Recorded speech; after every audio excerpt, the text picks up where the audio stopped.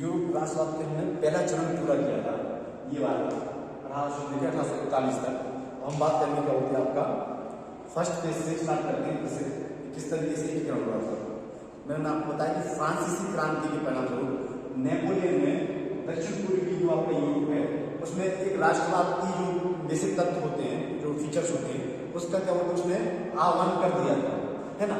और आह्वान करने के परिणाम स्वरूप उसमें जो राष्ट्रीय चेतना का अभाव होता है किसी देश में, वही दक्षिण पूर्वी जो देश हैं वहां पर उनका आना शुरू हो चुका था।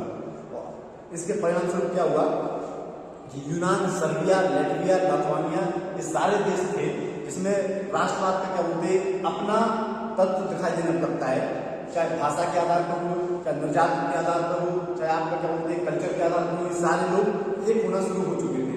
अब ये किसी अन्य राष्ट्र के अंतर्गत रह करके नहीं क्या बोलते अपना शासन चलाना चाहते थे या किसी प्रकार की स्वतंत्रता की मांग कर रहे थे, है ना। तो यहाँ पर अब देखते हैं 1820 के दशक में यूनान में कुछ आंदोलन होना शुरू होता है और तुर्क में आंदोलन की कठोर प्रक्रिया लगातार शुरू हो जाती है। इसमें कई शासक आते हैं, कई सेनापति आते हैं, डिप्लोमेट आते हैं, बुद्धिजीवी होते हैं। तो उन्होंने क्या बोलते हैं अपने कुछ बेसिक्स आपकी दर्शन के आधार पर, बेसिक फीचर्स के आधार पर उन्होंने अपने राष्ट्रवाद की भावना है यूरोप में, जो दक्षिण पूर्वी यूरोप में, वहाँ उसको क्या बोलते आह्वान करना शुरू कर दिया। इससे क्या हुआ कि जो और भी देश थे भूमध्य सागर के आसपास के देश, उनमें एक राष्ट्रवाद की भावना आनी शुरू हो चुकी थी। 1841 तक ब्रिटिश के दबाव में लंदन में सम्मेलन आयोजित किया गया। एक तरफ यूनानी स्वतंत्रता की मान्यता मिली और रूस की नौसैनिक गतिविधियों पर अंकुश लगा। अब एक चीज यहाँ पर समझना ये है कि रूस और अभी दो चीज साथ चल रही है, एक तो राष्ट्रवाद की भावना, दूसरा विचारधारा। विचारधारा से आशा आपका ये है कि इस प्रकार की विचारधारा एक्सेप्ट की जाएगी। यहाँ पर दो प्रकार की विचारधाराओं का चलन है, पहला आपका मार्क्सवादी, दूसरा आपका राष्ट्रवादी या कहें तो पूंजीवादी। ठीक है, पूंजीवादी भावना से जो वो देश हैं जैसे कि आपके जितने भी यूरोपीय राष्ट्र हैं, Italy, Germany, France, Spain, Portugal, ये सारे देश चाहते हैं कि हमें अपनी विचारधारा को रखना है, मतलब पूंजीवाद में रखना है। लेकिन रूस जैसे देश हैं जहाँ पर नई नई क्या बोलते एक भावना आई है समाजवादी की, तो वो चाह रहे हैं कि हम किस तरीके से और देशों को अपने अंडर में खींचे। तो ये जो लड़ाई है ना, खींचातानी की लड़ाई है। अभी जैसे यूक्रेन में रूस और अमेरिका का लड़ाई चल रहा है, वो किस लिए है? विचारधारा के प्रति है, सिर्फ विचारधारा। वो चाह रहे हैं कि हम अपने अंडर में समाजवादी विचारधारा के अंतर्गत रखें, वो चाह रहे हैं कि हम इसको पूंजीवाद देश बनाए रखें, हम इसको नाटो में रखें। यही अंतर है बेसिकली। जितने भी युद्ध हुए, world war first, world war second, उसमें विचारधारा की एक छोटी सी भूमिका रही है। अगर हम सेकंड फेज में देखें तो क्रीमिया का वॉर होता है। क्रीमिया छोटी जगह है जहाँ यूक्रेन के पास ही क्रीमिया है ना। ये दो तीन जगह ऐसी है ना जहां पर आपको 1800 शताब्दी से लेकर के आज तक भी युद्ध होते मिलेंगे। अफगानिस्तान, यूक्रेन, क्रीमिया, ये ऐसी जगह है जहाँ पे युद्ध लड़ाई जाती है, जैसे हमारे यहाँ कुरुक्षेत्र का। ठीक है, कोई ना कोई युद्ध होगा ही होगा। तो क्रीमिया में क्या होगा, रूस वर्सेस ब्रिटेन, फ्रांस, तो ये सारे एक हो गए। पूंजीवादी शक्तियों की हमेशा से आदत होती है कि जब हित अपने टकराते हैं तो साथ में एक हो जाते हैं, आपस में वैसे लड़ते रहेंगे। ब्रिटेन फ्रांस की कभी जीवन में नहीं बनी, ना इंडिया में बनी, ना वर्ल्ड में बनी। लेकिन जब बात आती थी विचारधारा को जिंदा रखने की, तो वो लोग हमेशा एक हो जाते थे, है ना।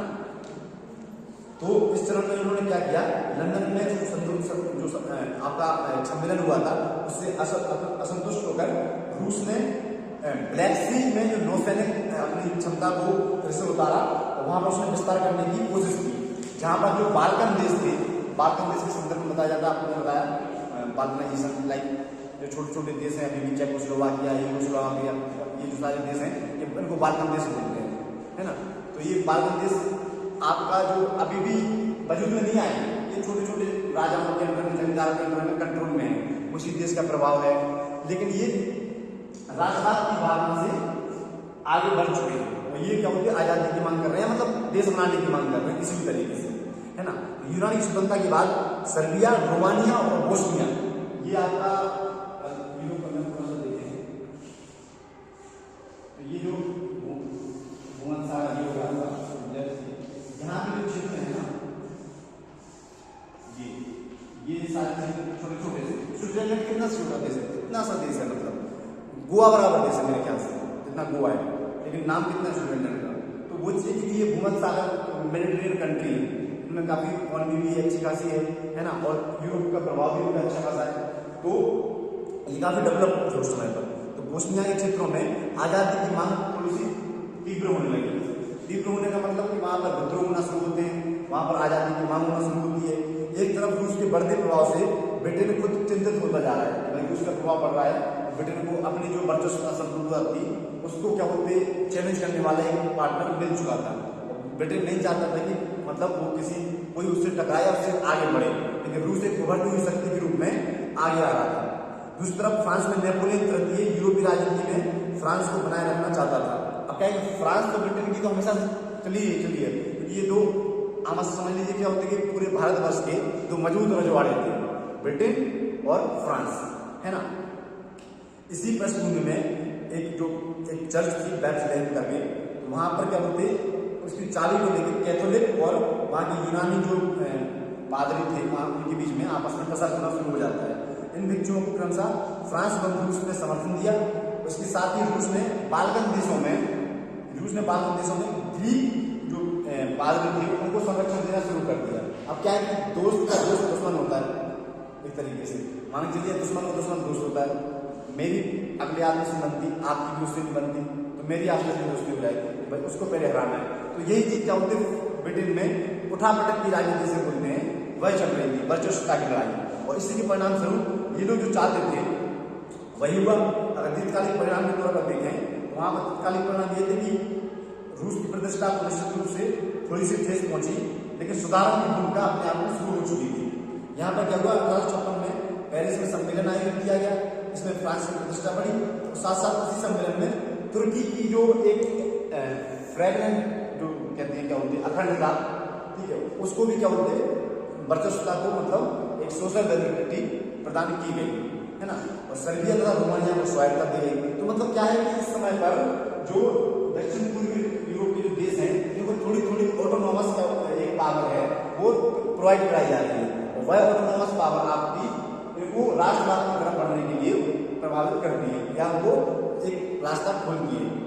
अगर हम थोड़ा सा लॉन्ग टर्म में देखें तो यहाँ पर युद्ध में इस यूरोप इतिहास में बड़े पैमाने पर प्रभावित हो रहे थे, लेकिन साथ साथ कुछ चीज और हुई थी, जो अन्य देश थे जो राष्ट्रवाद की मांग कर रहे थे, अपने लोकतंत्र स्थापित करना चाहते थे, वह उसमें सफल हो रहे हैं। इसलिए दक्षिण पूर्वी जो आपका क्षेत्र है लिथुआनिया, लातविया, बोस्निया, इनमें एक लोकतंत्र की भावना आ जाती है, लेकिन अभी भी उनको आजादी नहीं मिल रही है, या उनको लोकतंत्र मतलब सिर्फ लोकतंत्र स्टेब्लिश की बात चल रही है, राष्ट्रतंत्र को खत्म कर रहे हैं, लोकतंत्र स्थापित कर रहे हैं, मतलब एक स्वायत्तता मिल रही है, ना कि उनको अभी राष्ट्र बनाने की परमिशन मिली है। राष्ट्र बनाने की परमिशन तो बहुत बाद में लाके मिली है, 19वीं शताब्दी के आसपास, है ना। ये सारी जो चीजें हैं आपको यहाँ पर मैंने सेकंड फेज तक समझाया, ठीक है। इसमें अभी और भी प्रक्रिया है किस तरीके से वो लोग आगे बढ़ते हैं, कुछ सम्मेलन होते हैं, संधियां होती हैं, समझौते होते हैं, उसी के आधार पर राष्ट्र आगे बढ़ते हैं और दक्षिण पूर्वी यूरोप में राष्ट्रवाद आता है, ठीक है।